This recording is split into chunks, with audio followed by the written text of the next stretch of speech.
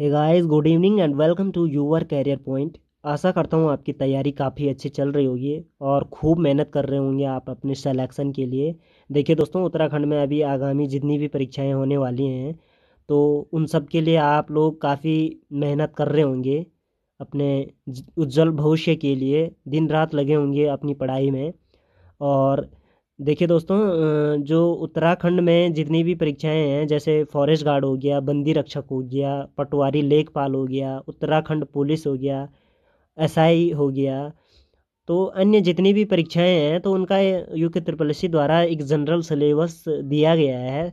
100 number का paper होगा, ठीक है, जिसमें पूछी जाएगी 40 नंबर की उत्तराखंड, 20 की हिंदी पूछी जाएगी और 40 की अदर जीके पूछी जाएगी, ठीक है। तो आपको ज़्यादा फोकस करना पड़ेगा उत्तराखंड 40 की और 20 की हिंदी। तो इन दोनों में अगर आप जितने ज़्यादा नंबर लाओगे तो सिलेक्शन की चांस आपके उतने ज़्यादा बने रहेंगे, ठीक है। क्योंकि इन्हीं में बच्चे ज़्यादा नंबर लाते हैं और यही मेरिट तय करते हैं। ज़्यादा तो मेरिट तय करती है आपकी हिंदी, क्योंकि हिंदी बहुत ही ज़्यादा टफ पूछता है यूके ट्रिपल एस सी। आपने प्रीवियस एग्ज़ाम्स देखे होंगे, पेपर देखे होंगे, तो उनमें पता लगा होगा आपको कि जो हिंदी है तो उसका लेवल अप रहता है, काफ़ी ज़्यादा डिफ़िकल्टी बनी रहती है उसमें क्वेश्चनों में, ठीक है। तो नॉर्मल क्वेश्चन तो आते नहीं हैं हिंदी में। तो अगर हिंदी में, तो अगर आप हिंदी में 20 में से 15 प्लस स्कोर भी स्कोर करते हैं तो ये काफ़ी अच्छा स्कोर माना जाता है हिंदी में, ठीक है। लोगों के 8 7 इतने नंबर भी आते हैं, ठीक है। तो 15 प्लस स्कोर रहता है तो ये मेरिट बनाता है, ठीक है। मेरिट इसी पे वेरी करती है। तो हिंदी में आपको ज़्यादा से ज़्यादा नंबर लाने चाहिए, तभी आप सिलेक्शन के करीब होंगे। तो देखिए दोस्तों, आज का जो ये वीडियो है तो इस वीडियो में मैं ये एक सीरीज़ शुरू करने वाला हूँ। ये उत्तराखंड के जितने भी कवि हैं जो सिलेबस में दिए गए हैं, और जो हिंदी के अन्य कवि हैं। हिंदी में टोटल 23 कवि दिए गए हैं सिलेबस में। तो उनकी एक सीरीज शुरू कर रहा हूँ मैं, और इसमें हम प्रत्येक कवि के बारे में डिटेल में जानेंगे। और आज से हम ये सीरीज शुरू कर रहे हैं, आज पहला पार्ट है इसका। तो आज जानेंगे हम जो पद्य खंड है और एक गद्य खंड है। तो पहले हम पद्य खंड के जितने भी पोइट हैं तो उनको डिस्कस करेंगे। और पहले भाग में हम लेकर आए हैं कबीर दास के बारे में। तो कबीर दास जी के बारे में जानेंगे हम आज की वीडियो में। काफ़ी इम्पोर्टेंट डिस्क्रिप्टिव टॉपिक है ये, आपको नोट करते हुए चलना है। तो चलिए शुरू करते हैं आज का पहला डिस्क्रिप्टिव टॉपिक हिंदी का, ठीक है। तो देखिए दोस्तों, जो कबीर दास जी, ठीक है, यही टॉपिक है आज का, संत कबीर दास जी। तो पद्य खंड में पहले कवि यही दिए गए हैं, कबीर दास जी। तो जो इनका कबीर दास जी का जन्म हुआ था, पहला पॉइंट है जो कबीर दास जी का जन्म हुआ था, तो संवत था हमारा 1455। और सन की बात करें तो 1398, ठीक है। तो 1398 में लहरतारा, ठीक है, वाराणसी, ठीक है, उत्तर प्रदेश। तो वाराणसी में इनका जन्म हुआ था, लहरतारा में, कबीर दास जी का। और जो नेक्स्ट पॉइंट है गुरु, तो इनके गुरु थे, कबीर दास जी के गुरु थे संत आचार्य रामानंद जी। तो नोट कीजिए, संत आचार्य रामानंद जी गुरु से क्वेश्चन बन जाता है कि कबीर दास जी के गुरु कौन थे, या किसी भी कवि के, ठीक है। तो नेक्स्ट पॉइंट आपको याद रखना है कि संत आचार्य रामानंद जो कि कबीर दास जी के गुरु थे। और इनकी पत्नी का नाम है, ठीक है, पत्नी पूछ लेते हैं एग्जामिनर, पत्नी से संबंधित क्वेश्चन भी बनते हैं। जैसे उत्तराखंड से महान व्यक्तियों की पत्नियों के नाम भी पूछे जाते हैं। तो यहाँ पर बात है कि जो कबीर दास जी की पत्नी का नाम है लोई, ठीक है। तो लोई इनकी पत्नी का नाम था, ठीक है। और इनके बच्चे थे कमाल और कमाली, ठीक है। क्वेश्चन बना भी था पिछले एग्जाम्स में कि कबीर दास जी के बच्चों का नाम था तो कमाल और कमाली, ठीक है। नोट करते हुए चलिए, काफ़ी इम्पोर्टेंट टॉपिक है आज का। नेक्स्ट पॉइंट है कि विद्या विशेष। तो इनकी जो विद्या विशेष था, तो ज्ञानाश्रयी शाखा के प्रतिनिधि कवि थे ये, ठीक है।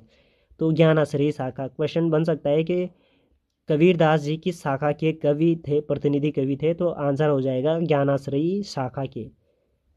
नेक्स्ट पॉइंट है कि जो इनकी प्रमुख रचनाएं हैं, देखिए दोस्तों कबीर जी ने काफ़ी मतलब जितने ज़्यादा रचनाएं नहीं की हैं।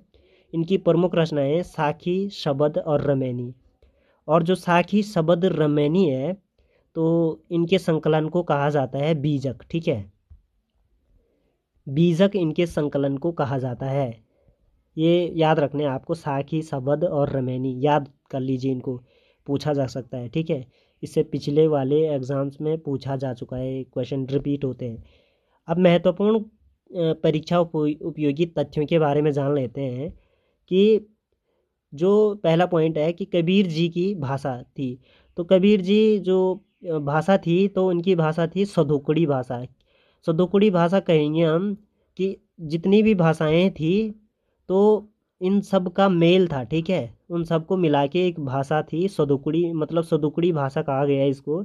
और हर भाषा से के मेल जोल को मिलाकर ये अपनी रचनाएं करते थे। ठीक है, और मिश्रित भाषा थी। ठीक है, यहाँ पे लिखा भी है मैंने कि मिश्रित थी। ठीक है, और सदुकड़ी भाषा नाम दिया है रामचंद्र शुक्ल जी ने। तो कबीर जी की भाषा को नाम दिया है सदुकड़ी भाषा रामचंद्र शुक्ल जी ने। ठीक है, नेक्स्ट पॉइंट है कि कबीर जी का जो पालन पोषण है तो वो नीरू और नीमा नामक जुलाहे परिवार ने किया था। ठीक है, काफ़ी इम्पोर्टेंट क्वेश्चन है। और आपने जो एनसीईआरटी जो 10th तक की होती है, 10th 12th, तो उनमें जो पहले पढ़ा होगा आपने 10th में, तो वहाँ पर भी दिया गया है कि जुलाहे परिवार ने इनका पालन पोषण किया गया था। कबीर जी के बारे में वहाँ पर दिया गया है, पूरा डिटेल में है।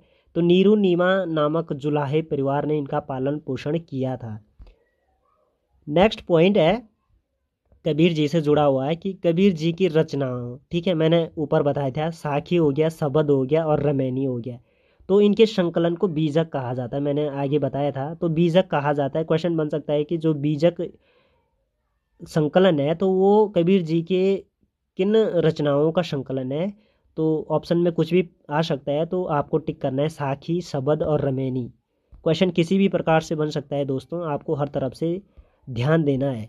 नेक्स्ट पॉइंट है कबीर जी से जुड़ा हुआ है कि जो ज्ञानाश्रयी निर्गुण शाखा के संबंधित कवि थे। ठीक है, तो मैं बता चुका हूँ कि कबीर जी ज्ञानाश्रयी निर्गुण निर्गुण शाखा के कवि थे। ठीक है, ये धर्म वगैरह में विश्वास नहीं रखते थे। ठीक है, निर्गुणी थे ये। ठीक है, निर्गुणी शाखा के। नेक्स्ट पॉइंट है यहाँ पर कबीर दास जी से कि कबीर दास जी को एक नाम दिया गया है, कबीर वाणी के डिटेक्टर थे। ठीक है, तो कबीर वाणी के डिटेक्टर थे, ऐसा किसने कहा था? तो हजारी प्रसाद द्विवेदी जी ने। काफ़ी इंपॉर्टेंट क्वेश्चन है और इससे पहले एग्जाम्स में पूछा गया है ये क्वेश्चन कि कबीर वाणी के डिटेक्टर थे, यह किसने कहा था? तो आंसर है कि हजारी प्रसाद द्विवेदी जी ने। तो आगे पूछे जाने की पूरी संभावना है इस क्वेश्चन की, नोट कीजिए इनको। ठीक है, लास्ट पॉइंट है कबीर दास जी से जुड़ा हुआ है कि इनकी मृत्यु कब हुई थी? तो मृत्यु हुई थी इनकी 1551, संवत 1551 में। ठीक है, मगहर नामक स्थान में मृत्यु हुई थी इनकी। और इनसे जुड़ा हुआ एक अन्य फैक्ट है कि कबीर की भाषा को पंचमेल खिचड़ी किसने कहा था? पूछा गया है ये एग्जाम्स में। ठीक है, तो पंचमेल खिचड़ी कबीर जी की भाषा को कहा था श्याम सुंदर दास जी ने।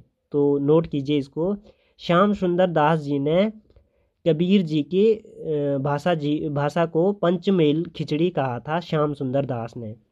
बार बार रिपीट कर रहा हूँ ताकि आपको ध्यान रहे।